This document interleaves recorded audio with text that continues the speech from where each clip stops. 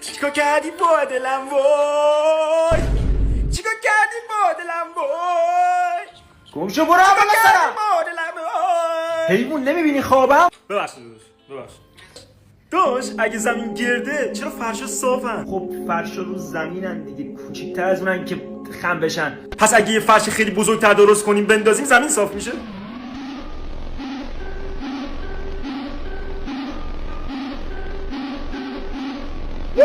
داش هیچ نوزادی تو شکم مامانش گریه نمیکنه. اونا وقتی به دنیا میان شروع میکنن به گریه کردن. شاید از هوای این دنیا شوکه میشن. شاید ما مال اینجا نیستیم.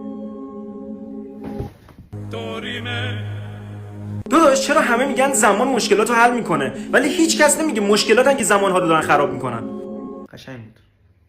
حالا پاشو واسم آب بیار، سر ترکم کردی خواب بودم. داداش به نظر من زندگی واقعی نیست، یه خوابه. چطور اون وقت انیش تنگ؟ تو یادت میاد از کجا اومدی؟ نه. ولی همیشه لحظات تو این دنیا یادت میمونه. خب آره. خب این خیلی شبیه خوابه. کجاش؟ اینجاش که هیچ وقت یادت نمیاد کی خوابت برده ولی یادت میمونه کی بیدار شدی. چته داداش خواب بد دیدی؟ آره. داداش وقتی که داری خواب میبینی نمیدونی که خوابی، شاید الان داری خواب میبینی.